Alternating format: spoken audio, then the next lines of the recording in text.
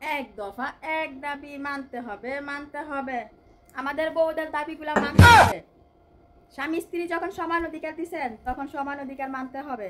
আমাদের সরকারের কাছে আবেদন, ছেলে হোক মেয়ে হোক দুটি সন্তানই যথেষ্ট। দুটি সন্তান যথেষ্ট যেহেতু বলছে, একটি সন্তান নিবে বউ আর একটি সন্তান নিবে স্বামী। এই দাবিটা পূরণ হতেই হবে।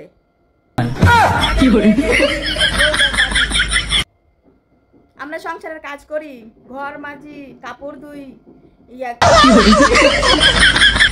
সরকার নিয়ম করেছে ছেলে হোক মেয়ে হোক দুটি সন্তানই যথেষ্ট।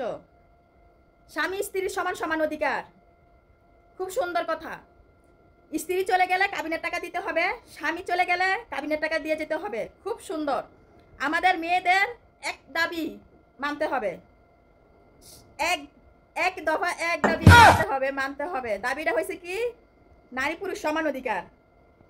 যেহেতু বলছে এখন দুটি সন্তান, সরকার নিয়ম করছে দুটি সন্তানই যথেষ্ট সুখী পরিবারের জন্য। একটি সন্তান বউ নিবে, আরেকটি সন্তান স্বামী নিবে। এই দাবি মানতে হবে, এই দাবি মানতে হবে, এই দাবি মানতে হবে। আমাদের বউদের একটাই দাবি, একটা সন্তান বউ নিবে, আরেকটা সন্তান স্বামী নিবে। এই দাবিটা মানতেই হবে। আমরা ঘর ধুই, কাপড় ধুই, থালা বাসন ধুই, রান্না করি, সংসার করি, বাচ্চা সামালি, তারপরও আবার সমান অধিকার। আমাদের চলে যেতে হলে কাবিনের টাকা দিয়ে যেতে হবে। তাহলে সবকিছু সমান সমান হবে না কেন? সবকিছু সমান সমান।